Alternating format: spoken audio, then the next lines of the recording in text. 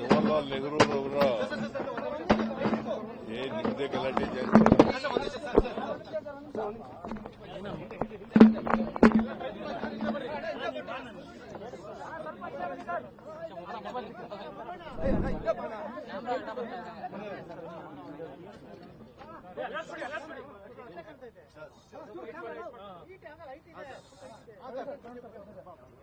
ಜವಾಹರ್ಲಾಲ್ ನೆಹರು ಅವರ ಪುಣ್ಯತಿಥಿ ಇವತ್ತು.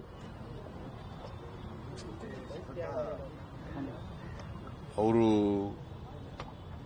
ಈ ದೇಶದ ಸ್ವಾತಂತ್ರ್ಯ ಬಂದ ಮೇಲೆ ಮೊದಲನೇ ಪ್ರಧಾನಿಯಾಗಿದ್ದರು. ಸುಮಾರು 17 ವರ್ಷಗಳ ಕಾಲ ಈ ದೇಶದ ಪ್ರಧಾನಮಂತ್ರಿಯಾಗಿ ಈ ದೇಶದ ಜನರ ಸೇವೆಯನ್ನ ಮಾಡಿದ್ದಾರೆ.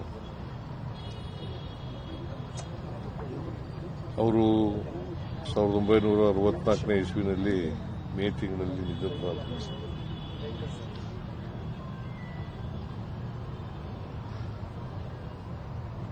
ಅವರ ಪುಣ್ಯತಿಥಿಯನ್ನ ದೇಶಾದ್ಯಂತ ಆಚರಣೆ ಮಾಡ್ತಾ ಇದ್ದೀವಿ. ವಿಶೇಷವಾಗಿ ಕಾಂಗ್ರೆಸ್ ಪಕ್ಷ ಆಚರಣೆ ಮಾಡ್ತಾ ಇದೆ. ಮತ್ತೆ ನಮ್ಮ ಸರ್ಕಾರನೂ ಕೂಡ ಅವರಿಗೆ ಗೌರವ ಸಲ್ಲಿಸತಕ್ಕಂಥ ಕೆಲಸವನ್ನ ಮಾಡ್ತಾ ಇದೆ.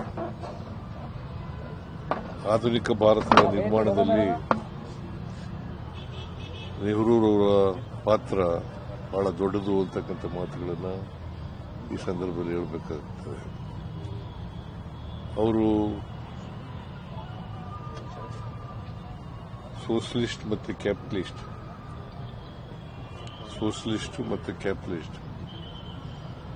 ಅದರ ಮಧ್ಯೆ ಇರತಕ್ಕಂಥ ಮಿಕ್ಸೆಡ್ ಎಕಾನಮಿನ ಮಾಡ್ತಾರೆ. ಅದಕ್ಕೆ ಹೆಚ್ಚು ಒತ್ತು ಕೊಡ್ತಕ್ಕಂಥ ಕೆಲಸಗಳು ಮಾಡಿದರು.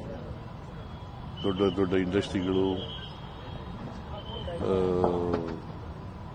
ಡ್ಯಾಮ್ಗಳು ಈ ದೇಶದಲ್ಲಿ ಬರಬೇಕಾದ್ರೆ ಮತ್ತೆ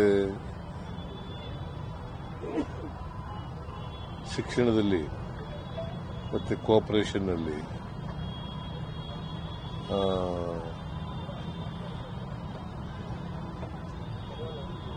ಸೈಂಟಿಫಿಕ್ ಮನೋಭಾವ ಬೆಳೀಲಿಕ್ಕೆ, ಇವತ್ತು ಇಡೀ ದೇಶದಲ್ಲಿ ಸೈಂಟಿಫಿಕ್ ಮನೋಭಾವ ಬೆಳೀಲಿಕ್ಕೆ ನೆಹರೂರವರು ಕಾರಣ ಅಂತಕ್ಕಂಥ ಮಾತುಗಳನ್ನು ಹೇಳಲಿಕ್ಕೆ ಬಯಸ್ತಾ ಇದ್ದಾರೆ.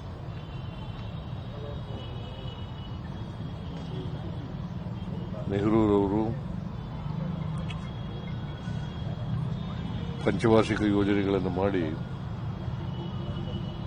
ಈ ದೇಶದ ಪ್ರಗತಿಯನ್ನು ವೈಜ್ಞಾನಿಕವಾಗಿ, ವೈಚಾರಿಕವಾಗಿ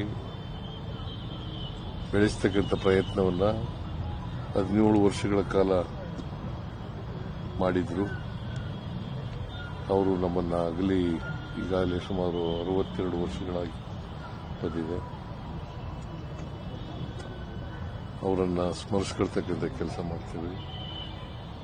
ನಾವೆಲ್ಲರೂ ಕೂಡ ಅವ್ರನ್ನ ಸ್ಮರಿಸ್ಕೊಂಡು ಅವರು ಹಾಕಿಕೊಟ್ಟಂಥ ದಾರಿನಲ್ಲಿ ನಡೀತಕ್ಕಂಥ ಪ್ರಾಮಾಣಿಕ ಪ್ರಯತ್ನವನ್ನು ಮಾಡ್ತೇವೆ ಅಂತಕ್ಕಂಥ ಮಾತುಗಳನ್ನು ಹೇಳಿ ಅವರ ಆತ್ಮಕ್ಕೆ ಚಿರಶಾಂತಿ ದೊರಕಲಿ.